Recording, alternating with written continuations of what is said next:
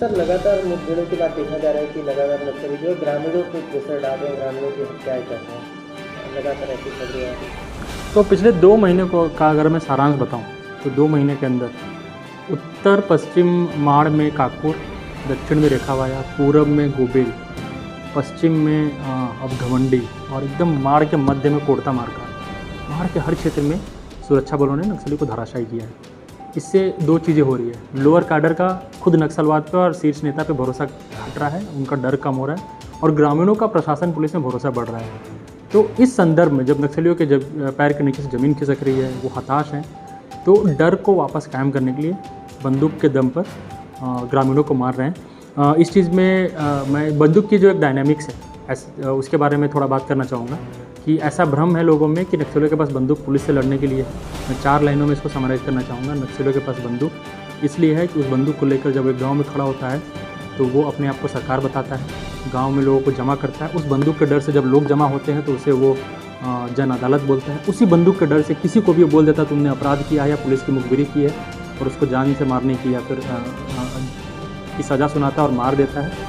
और उसी बंदूक के डर से लोगों को उनकी मानसिकता को अगवा बनाकर विकास की परियोजनाओं का विरोध करता है। तो ये इन 4 लाइनों के संदर्भ में आप देख सकते हैं कि नक्सली और उनका ये बंदूक जिसका इस्तेमाल वो पुलिस के विरुद्ध नहीं कर रहे हैं, तो पुलिस से भागते हैं।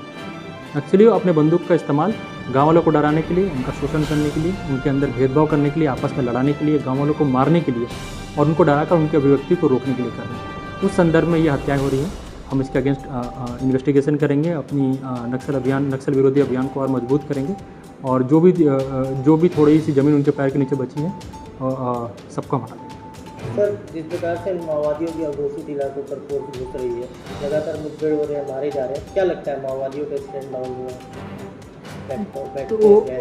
तो माओवादियों की एक स्ट्रैटेजी है, सबसे शीर्ष नेता CCM या फिर SZCM वो सबसे पीछे रहते हैं, बीच में fighting force company ACM DVCM को रखते हैं, उसके आगे थोड़े से मिलिशिया को रखते हैं, उसके आगे ग्रामीणों को रखते हैं विरोध करने के लिए। और उन्हें पता है कि सरकार को या पुलिस को इन सबसे भेद कर मेरे साथ पहुंचना बहुत मुश्किल है।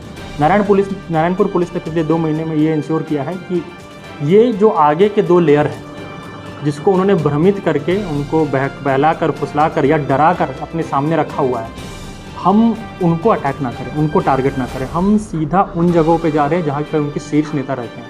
हमने अपने पहले ऑपरेशन में काकुर में SZCM रैंक के जोगन्ना को न्यूट्रलाइज़ किया था। तो पॉलिसी वाइज हम बहुत क्लियर हैं कि हम ये जो आगे के 2 लेयर जो मासूम आदिवासी है उनको मौका देना चाहते हैं, उनको समय देना चाहते हैं और सीधा शीर्ष नेता पे और उनके जड़ पे अटैक करना चाहते हैं। और आप जो जगह देखेंगे, गोबेल हो जहाँ पर कंपनी 6 का हेडक्वार्टर था, रेखावाया हो जहाँ पर इंद्रावती का हेडक्वार्टर था और ट्रेनिंग स्कूल था, या फिर कोड़ता मार्का हो जहाँ कंपनी 1 का हेडक्वार्टर है और कुतल एरिया कमेटी के SZCM CCM सब रहते हैं। अब जाकर हम घमंडी का हैं जहाँ पर CCMs का या फिर और भी बड़े टीम्स का हेडक्वार्टर होता है। हमारा ये पॉलिसी बहुत क्लियर है कि हम सीधा जड़ पे अटैक करेंगे और इससे क्या होगा कि दूसरे कैडर्स में भरोसा आएगा सरकार के ऊपर, पुलिस के ऊपर, और जो गांव वाले हैं उनके अंदर नक्सलियों का भय कम होगा।